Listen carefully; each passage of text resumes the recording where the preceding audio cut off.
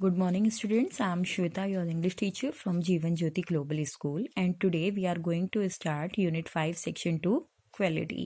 Quality होता है good. Now we are going to start story. I knew him from the days of my extreme youth because he made my father's boot, and he lived with his elder brother in his shop, which was in a small by street in a fashionable part of London. मैं उन्हें जब से जानता हूँ बहुत छोटे से, जब वो मेरे फादर के बूट्स बनाया करते थे. वो अपने बड़े भाई के साथ शॉप में रहते थे जो फैशनेबल पार्ट ऑफ लंदन में स्थित थी, एक छोटी सी गली में.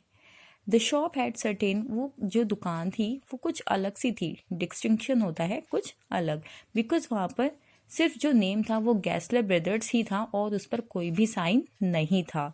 सिर्फ वहाँ पर क्या आइडेंटिफिकेशन थी, ओनली गैसलर ब्रदर्स. और जो बाहर था उनका शीशा लगा हुआ था, उस पर कुछ ही बूट्स के पेयर्स रखे थे.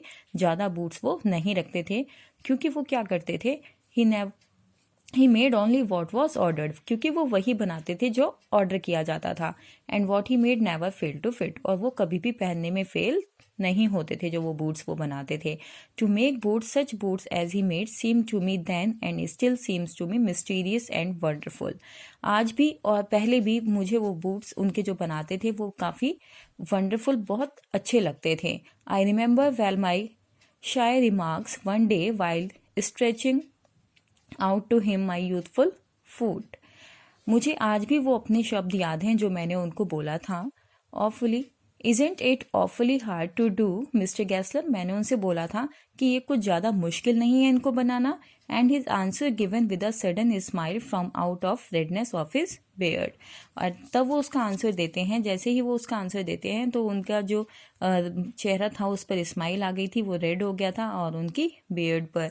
तो ये एक फ्रेज़ है जो रशियन फ्रेज़ है जिसका मीनिंग है यह एक आर्ट है. तो उनका जो आंसर था, उन्होंने कहा था कि ये एक आर्ट है, मीन्स डेट शूज़ बनाना एक क्या है, एक आर्ट है. It was not possible to go him very often, उनके पास बहुत जल्दी जाना नहीं पड़ता था क्योंकि वो ऐसे बूट्स बनाते थे जो लॉन्ग लास्टिंग थे, वो कभी भी जल्दी खराब नहीं होते थे, इसलिए उनके पास बहुत कम जाना होता था. वो टेम्परेरी शूज़ नहीं बनाते थे. Some essence of boots stitched into them.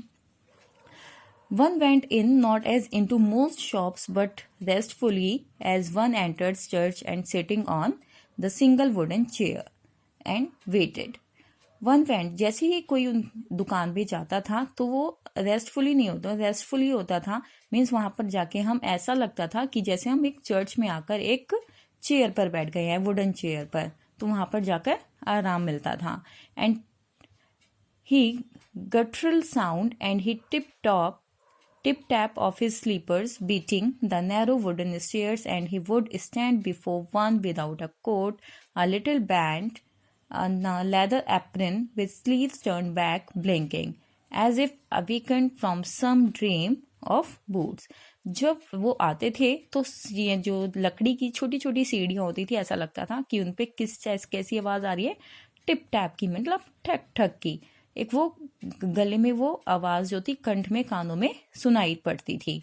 और वो बिना कोट के भी हमारे सामने आकर खड़े हो जाते थे और वो लेदर एप्रन को पहन कर रखते थे विथ स्लीव्स. उसकी जो स्लीव्स होती थी वो टर्न बैक, ब्लिंकिंग, मुड़ी हुई होती थी और ऐसा लगता था कि जैसे वो अभी जूतों के सपनों में से ही निकल कर आ रहे हैं, मीन्स जब वो लेदर एप्रन को पहन कर आते थे.